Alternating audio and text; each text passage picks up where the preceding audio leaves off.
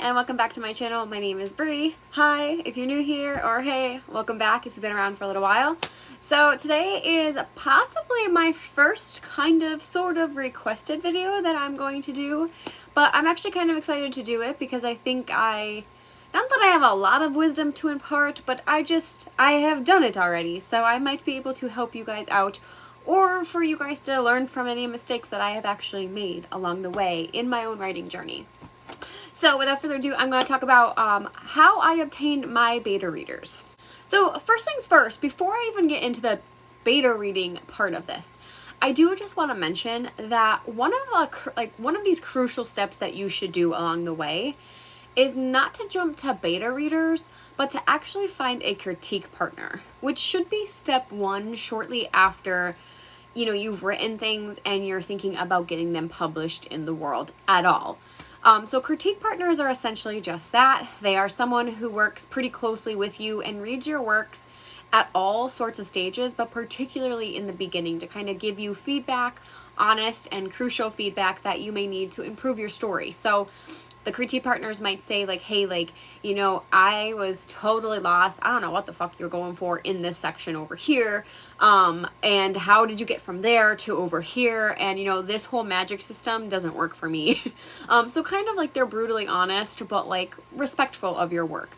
So I will definitely say, as far as I go, finding a critique partner for me has been the easiest journey of my life.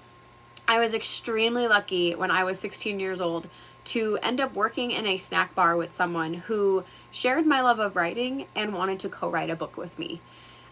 We have been best friends for going on 12 years now, and we write together all the time. Obviously, I'm talking about my co-writer, Caitlin, who's been on my channel before, but she has been a built-in critique partner for me.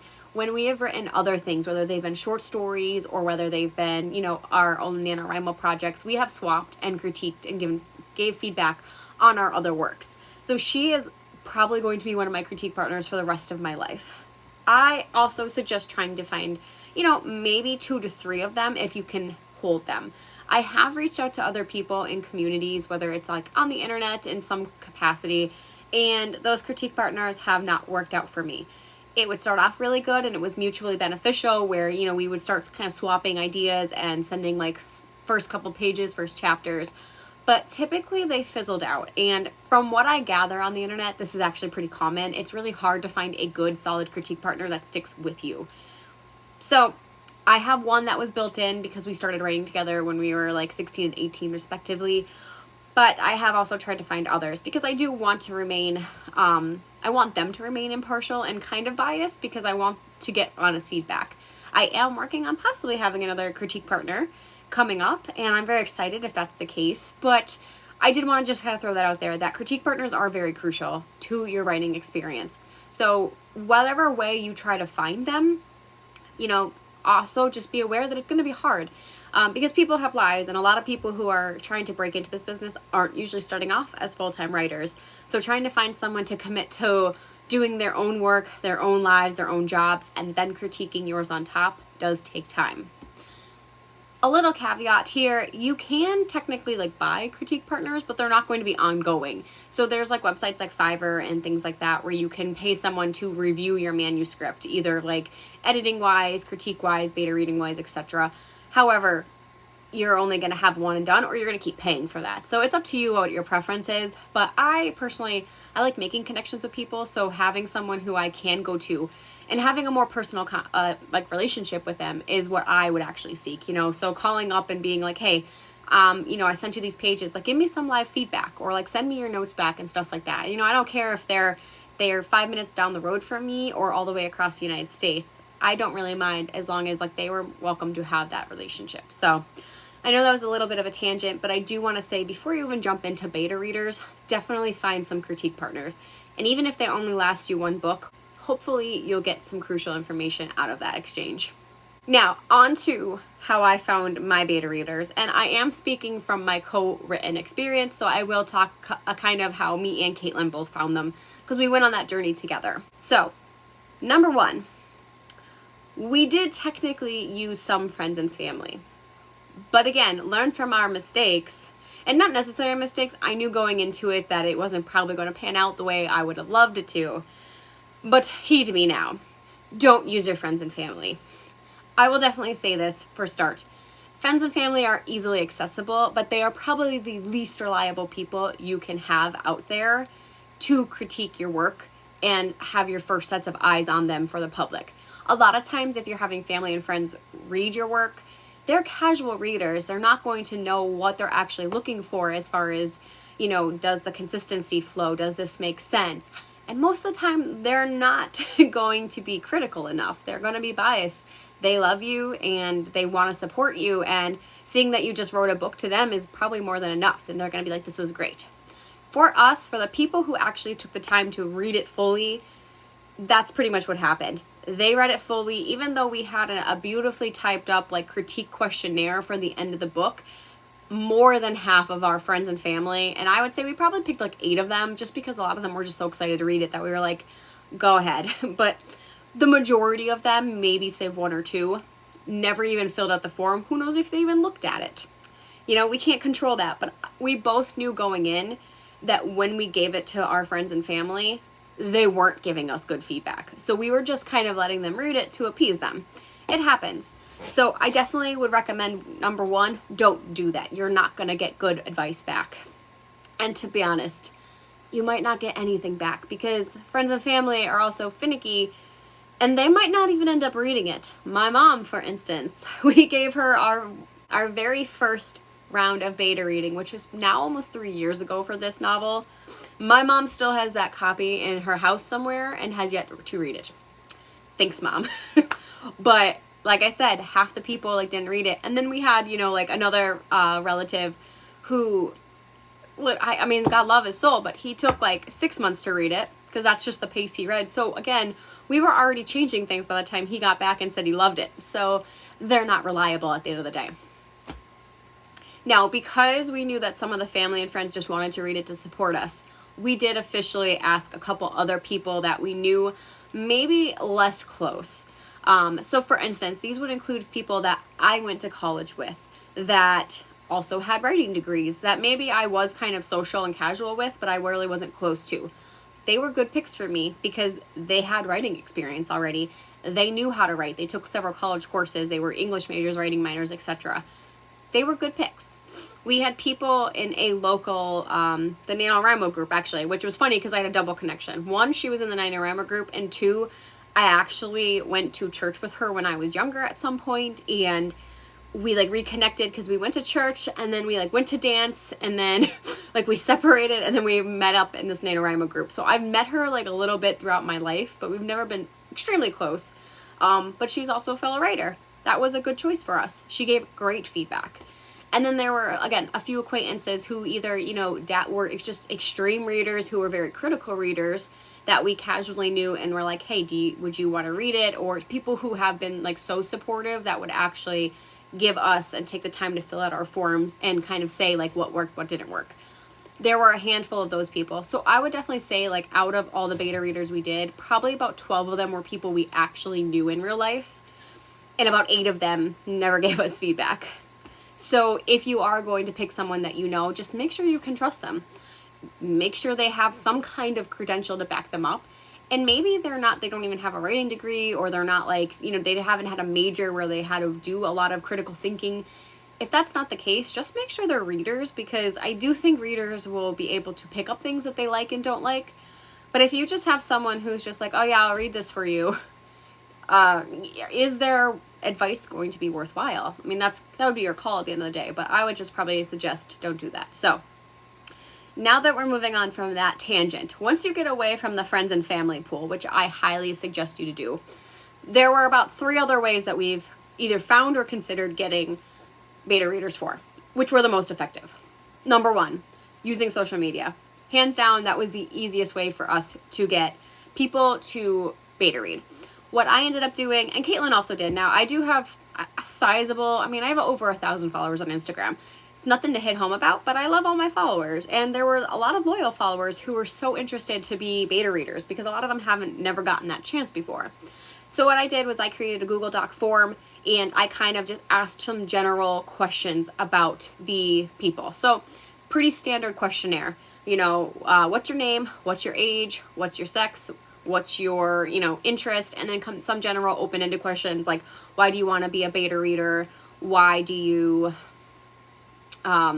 think you would be good at it, etc. So just for some actual reference, this is kind of what our form looked like. You could see we had name, age, types of genres, because of course we want people to actually enjoy the content we're creating.